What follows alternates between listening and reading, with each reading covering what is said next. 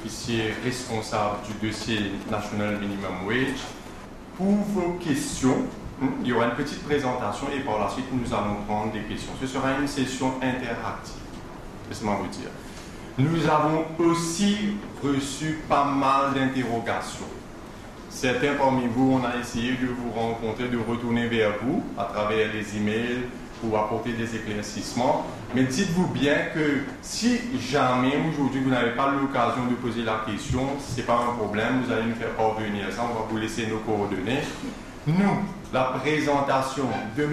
Jouan, nous avons nous aussi une petite présentation. On va voir s'il faut run ou pas, mais les deux présentations, vous aurez ça sur le website. Nous allons aussi préparer un petit FAQ, ce sera sur le website. Vous allez par la suite à leisure revoir tout ça. Mais le message principal, c'est que si vous avez des éclaircissements, des interrogations, faites-nous parvenir vos questions. Et nous, on retournera vers vous. Alors, sans trop tarder, juste peut-être pour situer l'enjeu aujourd'hui, le National Minimum Wage est une réalité. Et déjà la loi à l'heure qu'on parle. Et on a été sollicité au début de l'année et peut-être vous avez vu beaucoup de déclarations, interviews dans la presse, à gauche, à droite. Déjà on vous dit l'impact, comment les entreprises vont pouvoir faire. On ne nous donne pas le temps bien de cerner les jours, on ne vous donne pas le temps d'implémenter ça et on ne donne pas le temps au ministère de venir avec les regulations. Quoique ils sont un peu en retard, ils auraient dû venir un peu plus tôt. Donc on ne va pas faire le procès du ministère aujourd'hui. Alors, l'impact ou whatever it is, ça on va mesurer ça après. Aujourd'hui, on est dans l'implémentation. Alors, vous, chez vous, vous avez, on va vous diviser en 2 ou 3 grands chapeaux, catégories. Vous avez des secteurs aujourd'hui où vous avez un remuneration order. On va voir si vous avez un remuneration order, qu'est-ce qu'il faut faire. Vous avez des secteurs qui ne sont pas gouvernés par un remuneration order, mais vous avez des négociations collectives. Ça, on va voir. Et puis, vous avez d'autres secteurs qui ne sont pas gouvernés par les remuneration orders. Vous avez des échelles de salaire, agreed wages, through contracts of employment. Alors, il y a 3 choses qui rentrent en jeu en même temps, et peut-être Herbert va nous éclairer là-dessus. The chicken and egg question. Donc, un petit point avant de continuer. On n'est pas là pour discuter du policy et pourquoi c'est comme ça, pourquoi c'est pas différent, c'est pas le forum. Et ça, c'était dans le procès du council. Au niveau du council, on a un texte de loi. Donc, on est là pour présenter le texte de loi et comprendre les implications. Ça n'arrive pas, donc il y aura des misunderstandings un petit peu partout avec les... Sans qu'il y ait une mauvaise volonté une nouvelle fois de ne pas appliquer la loi, il se peut qu'il y ait des misunderstandings, des malentendus, qu'effectivement la fête de la journée n'est pas appliquée correctement. Le but que ce soit appliqué correctement. Donc maximum de discussion, maximum de clarification autant que possible, et comme on disait à notre propre niveau, donc on est dans une période expérimentale de toutes les façons. On va voir la lumière des applications de la loi. Il faut aussi comprendre que quand on parle du minimum wage, on parle ça juste pour le background, pour situer un petit peu le background. Quand on parle du minimum wage, il n'y a pas que le regulation qu'on parle, donc il faut situer un petit peu dans sa dynamique, comment on est arrivé au minimum wage. Le minimum wage, quand on parle, ce n'est pas le National Minimum Wage Regulation de 2017 uniquement. Le National Minimum Wage repose sur le National Wage Competitive Council Act de 2016 qui a posé les paramètres pour effectivement qu'on ait un regulation sur le minimum wage à la lumière des recommandations du Council. Bien entendu, il y a eu des recommandations du Council qui ont été appliquées dans le cadre du texte de la loi. Ensuite, il y a des décisions que le gouvernement a prises et pour éventuellement qu'on ait un regulation. Donc, il y a une combinaison des deux. Il faut bien comprendre ça. D'ailleurs, il y a certains représentants ici, je sais que Pradip, Jean étaient membres du Council.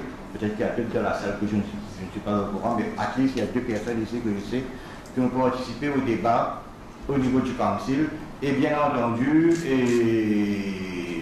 au début de cette année, ou dans le plus vite rapidement possible, le Council probablement sera assiégé et voir un petit peu les différentes responsabilités qu'ils ont à à assumer dans le courant de ces premiers mois. Là. Il faut être un petit peu plus précis. Sinon, pour les autres secteurs, je peux vous dire que ce n'est pas compliqué. C'est pas compliqué. C'est comme si une augmentation de salaire, à ce moment-là, on applique une augmentation de salaire avec toutes ces implications. C'est pas plus compliqué que ça. Donc, on va commencer une présentation d'une manière d'ordre général. OK? Et donc, quand on parle du minimum wage, il y a le regulation, comme je le disais auparavant. Il n'y a pas que le regulation, il faut voir la source du regulation, la source du National Minimum Wage, c'est le National Minimum Wage 2016. C'est le National Minimum Wage Consultative Act de 2016 qui a posé les paramètres éventuellement pour qu'on puisse...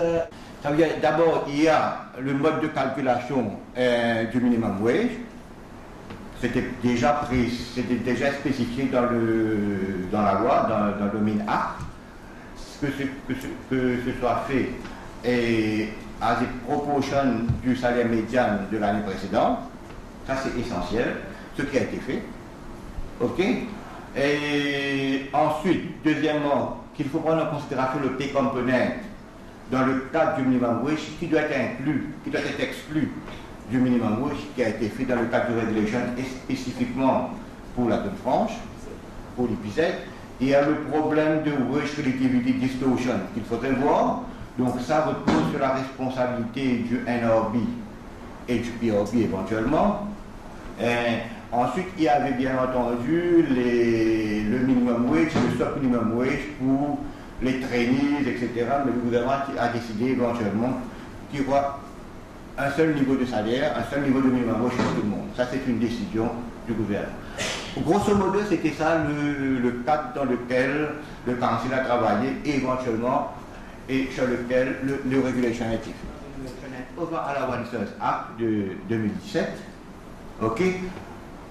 Additional Remuneration, c'est simplement pour la compensation salariale, comme cela se fait tous les ans. Donc on sait effectivement que c'est 360 roupies across the board pour full time, et ensuite 3,6 up to 10 000 roupies pour les personnes qui travaillent en temps partiel, et éventuellement 360 roupies pour les autres personnes.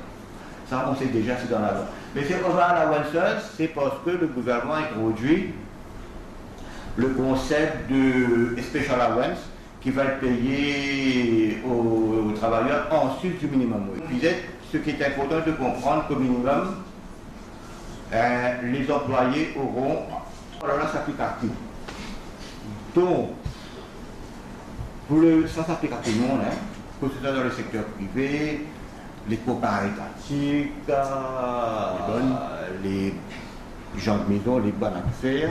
Le salaire minimum s'applique à tout le monde, indistinctement. Et il y a maintenant l'allowance qui est payée par le gouvernement, les 500 et pour la zone France, c'est comme on disait auparavant, c'est la compensation salariale de 2000. Ça c'est inclus déjà dans les 8140, dans le salaire minimum. Il y a le foot de la durée, on prend par exemple pour une année, si c'est fixe, si c'est pas fixe, c'est variable. C'est aussi simple que ça.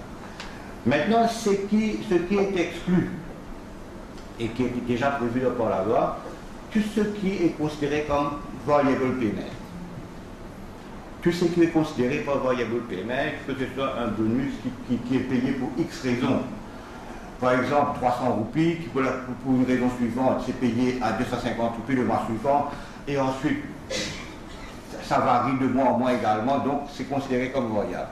Et pour être plus spécifique, il y a certains components qui ont été mentionnés dans le texte de loi. Tout ce qui est payé comme rémunération pour les heures supplémentaires, comme responsabilité à la vente, dans le sens qu'une personne peut être appelée à remplacer quelqu'un qui fait un travail d'un niveau supérieur, le bonus de présence, le remboursement des frais de transport, le remboursement des frais des protective equipment, uniformes, etc., le statutory meal qui est prévu déjà dans le rémunération order, et le bonus de fin d'année. Ça, c'est explicitement mentionné dans la loi. Ça, c'est pas included dans les 8140 que les personnes reçoivent comme salaire minimum dans la zone franche. OK? Et ensuite, bien entendu, il y a ces safeguard dans la loi. C'est-à-dire que le burden arrive à 2500. Ok? Il faut que l'employeur vienne démontrer avec des évidences qu'effectivement, ce qu'on considère comme étant inclusif jusqu'à 2500, on peut démontrer. Ce sera payé sur 840, le calcul, et tout ce qui est payé comme overtime, etc., c'est calculé sur les 8140. Pareil. Ok? Et qui est déjà finalisé d'ailleurs. Donc, le National Minimum Wage devient également le Basic Wage pour la zone franche. Ok?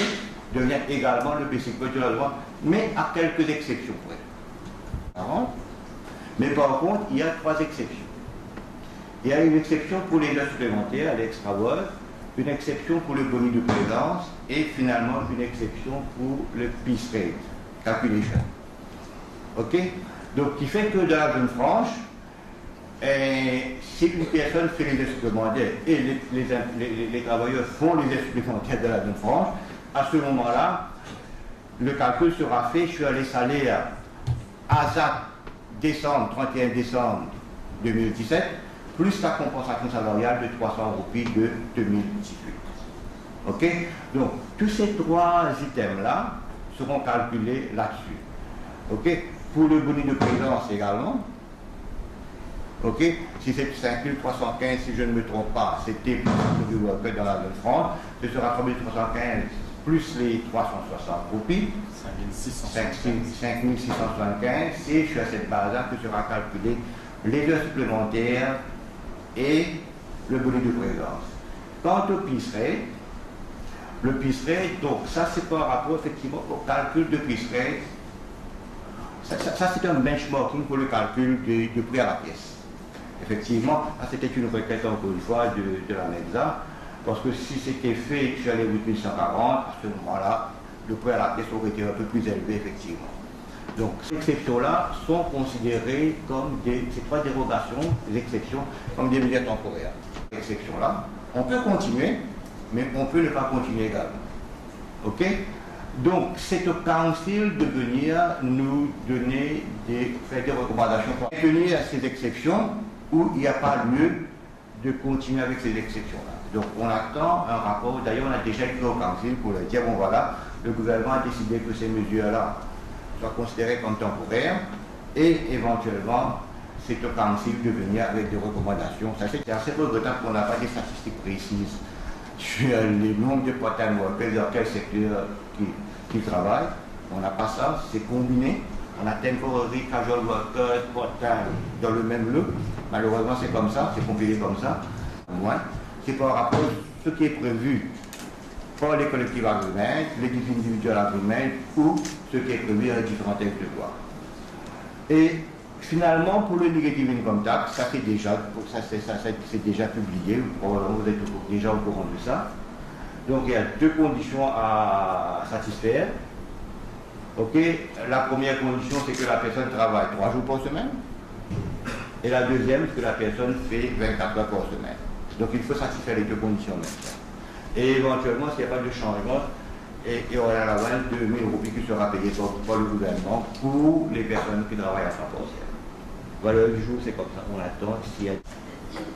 Le next review du National Minimum Wage c'est 2020 et à partir de là, ce sera fait tous les 5 ans. Comme je disais auparavant. Tout à l'heure, je vais demander à Edley juste de reprendre ces 2 points-là, définition de work, tous les YEP trainees ou les schemes, ça, vous avez dans vos entreprises ces employés-là, comment les traiter avec le National Minimum Wage, Edley va reprendre ça. Moi, je remercie Herbert et je crois qu'il a été clair sur quelque chose qui est très important parce que les contradictions vont commencer. C'est pas, this is not the forum for us to question la validité ou la pertinence de quelque chose. Over here, we'll be looking at interpretation. J'ai dit ça au tout début. Le National Minimum Wage is a reality. We have to apply it and there is an enforcement agency qui est le ministère du Travail qui sera mandaté to enforce the law. Now, je reprends 2-3 petits points which is very important dans la construction des interprétations. The Act remains the National Wage Consultative Act de 2016. Please, the regulations are made under the Act. Now, in case, quand vous allez lire les regulations, in case there is any ambiguity, if ever there is ambiguity, où il faudra se retourner vers A. Et je veux prendre 2 ou 3 petits points là pour étayer ce que j'ai comme clarification. Parce que ces points-là nous ont été relayés par les membres. And since Herbert is here, on va commencer. I know you have clarifications. Je vais commencer par 2 petites choses. The first one is déjà for domestic workers. Dans le cas que Herbert nous a présenté, c'est 8500 divisé par 195. C'est pas le même terme, I can read it over there, c'est ce principe-là. Alors, without disturbing the schedule qui est mentionné dans le remuneration order. Alors, unless there will be an amendment or it is clarified, if you read it like this, 8500 divisé par 208, because it is according to the principles of the Act. Ça, c'est le premier. Compensation salariale a été accordée l'année dernière et compensation salariale s'applique à des personnes qui étaient plus ou moins en emploi l'année dernière and they are here with us, they have lost their purchasing power, ils ont reçu 360 roupies. Now, the question qui nous a été posée, si quelqu'un va prendre un employé, je précise this, listen well, si quelqu'un prend en emploi une personne en février, ou peut-être là, aujourd'hui, 15-16 janvier, in a sector which is not governed by a remuneration order. What is the salary to be paid? The minimum. Their construction is 8140. Because that person, the national minimum wage in Mauritius is 8140. Si on prend quelqu'un en février, additional remuneration is not applicable. Okay? Alors, now, this is a reality. Is this the intention of government? Surely not, it is not the intention of government. But because government wanted to give something more and to compensate pour cette catégorie de personnes, to pay them jusqu'à 8500 et un accompagnement jusqu'à 9000. Alors, we will have a few such cases whereby, je crois que there should be a sort of line of communication avec le ministère, maybe. Et déjà, Herbert devra répondre. Il est d'accord avec ça? Non. On va clarifier ça, mais il n'y a pas seulement. Ok. Ce qui vient avant, c'est le national minimum wage. Et chez le national minimum, à ce moment-là, il y a la compensation salariale.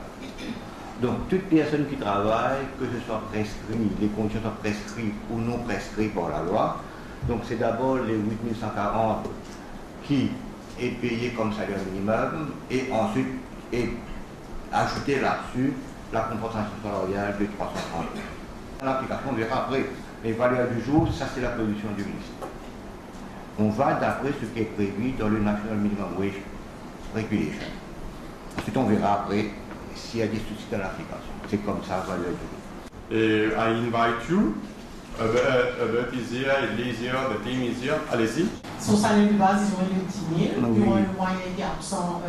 On doit déduire de son salaire, c'est des unpaid leaves. Oui. Et que son salaire va moins que 8 500. Est-ce que ça va s'appliquer? Non, c'est-à-dire que si effectivement c'est unpaid leave. I would like to confirm about que se passe-t-il au cas où on avait payé une allocation pour une longue durée, peut-être 1 an ou plus d'années, pour un montant fixe. Oui. Que se passe-t-il? Et à la 3e année, à ce moment-là, c'est plus ou moins. Dans la 3e année, ça commence à devenir variable. Non, toujours fixe, ce sera toujours fixe. Mais si c'est fixe, c'est fixe. Je ne comprends pas la question. C'est actuel, c'est ça. Oui. Then, with a basic allowance, with an allowance of 1,000, oui. This has been for 2-3 years. Auparavant. Ouais. Et ça se sera ainsi. Oui. Donc, est-ce qu'on va comptabiliser ça avant d'arriver au montant de 8 Non. C'est from the date of the coming into operation de la loi. Yes. Ok, c'est à partir de la date où la loi est en vigueur. 600 et quelques, pour les overtime sur 8600, pour les droits sur 8000, c'est ça la confusion. Mais il faut retourner sur ce que là. Peu importe qu'il y ait une confusion ou pas, c'est pas même pas une confusion. Et ça rend l'application difficile et ça rend la compréhension difficile. C'est pas une confusion parce que la loi prévoit ça tel quel. Donc, ce qui est compliqué, c'est que ça rend la compréhension de la part des personnes qui vont recevoir les salaires très difficile, la personne ne va pas comprendre ça. Ok? Et même pour l'application, peut-être, il y aura, ça va être un peu difficile, mais il faut bien comprendre. La loi prévoit une chose simple, il y a 3 items. Ok? Il y a food, how, le fixed remuneration is inclusive dans le salaire minimum. Donc, c'est pas une interprétation, c'est un fait légal. La loi prévoit ça, d'ailleurs, c'est une recommandation du Council. Donc, c'est clair là-dessus parce que la loi prévoit. Donc, on n'interprète pas s'il faut. Si je paye quelqu'un 6 000 roupies et que je lui donne un allowance par mois de 3 000 roupies, donc il arrive à 9 000 roupies. Oui. Donc, il est dans le, si vous écoutez, il est dans le minimum. Voilà. Wage. Au-delà. Donc, chaque overtime que je lui paierai, ce serait basé sur les 6 000 roupies, pas sur 9 000 roupies. Non. Il y a une confusion, madame. Non, je vous comprends. Il y a une confusion à l'effet qu'il faut adresser le problème de relativity distortion. C'est déjà dans la loi. Donc, ce qui va se passer, comme je disais auparavant, c'est qu'il y a déjà référé un NORBI pour que le NORBI fasse le nécessaire. Donc, nous, on attend le rapport du NORBI parce qu'on est dans une situation probablement où peut-être qu'une personne qui touchait 7 000 roupies ou une autre qui touche 6 000 roupies, les deux auraient le jour 8140. Ça peut-être pas poser un problème. Donc, laissons le NORBI pour le trouver et puis on verra en tant que le texte de loi. Informez-vous, ils ont chez vous, vous avez chez vous, lui aussi, il n'est pas concerné par le salaire minimum. Ok? Et puis, s'il y a des training schemes qui ont été set up par le gouvernement ou par le privé, à des joint public-private initiatives, par exemple dans la zone France, IPZ, je crois qu'ils ont set up des trainings pareils. Ah bon, eux aussi, ils ne sont pas gouvernés par le salaire minimum, hein, ils ne sont pas garantis le salaire minimum. Alors ça c'est très important, hein, la définition de worker, contrat par contrat, fixed term ou non fixed term et partenaire de cette campagne-là. Et donc Business Motion va lancer ce qu'on appelle le BUROS. Le BUROS, hein, Business Motion va lancer bientôt cette campagne de BUROS-là. Alors c'est quoi la campagne de National Road Safety? Alors, c'est une initiative du gouvernement pour réduire le nombre d'accidents. Hein? Alors, il y aura une campagne du 22 au 28 janvier de cette année-ci. Et Business Mauritius, comme je vous ai dit, Business Mauritius est un partenaire c'est-à-dire Business Mauritius veut encourager la participation des membres dans cette campagne de road safety. Comment on va le faire? Très prochainement, because we will have briefing sessions in other on other issues also. Merci.